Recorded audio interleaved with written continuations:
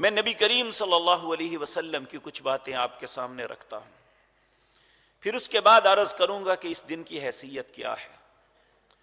نبی کریم پہلی بات تو یہ یاد رکھے، دین جو ہے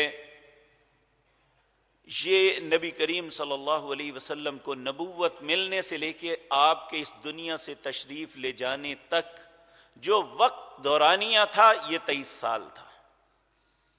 اس 23 سال کے اندر اللہ کی طرف سے جو نازل ہوا اس کا نام دین ہے، اس کے بعد جو بھی کچھ ہوا اس کا نام دین نہیں ہو سکتا۔ اللہ رب العزت نے اپنے حبیب کریم صلی اللہ علیہ وسلم پر قرآن کریم کے آخر میں جا کے، اس کے بعد کچھ آیتیں اور بھی نازل ہوئی، لیکن آپ نے یہاں پہ یہ فرما دیا، یہ 20 ذی الحجہ 10 ذی الحجہ کی بات ہے، آپ اس وقت مینا کے اندر تھے، آپ نے لوگوں کے سامنے یہ آیت پڑھی تو ایک یہودی نے سیدنا عمر کو یہ بات کہی تھی، اگر یہ آیت ہمارے نبی پہ نازل ہوتی تو اس دن کو ہم عید کے طور پہ مناتے جس دن یہ اللہ نے یہ آیت نازل کی۔ وہ سورت مائدہ کی آیت ہے، الیوم اکملت لکم دینکم واتممت علیکم نعمتی ورضیت لکم الاسلام دینا۔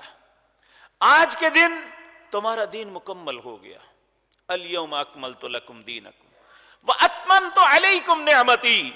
اللہ کے پاس جتنی نعمتیں تھیں ان کو حاصل کرنے کے جو طریقے تھے وہ میں نے سارے کے سارے اب بتا دیے، میری نعمتیں مکمل ہو گئی۔ اور پھر اللہ نے آخری بات یہ کہی، وَرَضِيتُ لَكُمُ الْإِسْلَامَ دِينًا، میں نے تمہارے لیے کسی دین کو پسند کیا ہے یا جس دین پہ میں راضی ہوں وہ صرف دین اسلام ہے۔ اور دین اسلام کیا ہے؟ جس طرح میں پہلے عرض کر چکا ہوں، جو اللہ نے پیارے نبی جناب محمد الرسول اللہ پہ نازل کیا صلی اللہ علیہ وسلم۔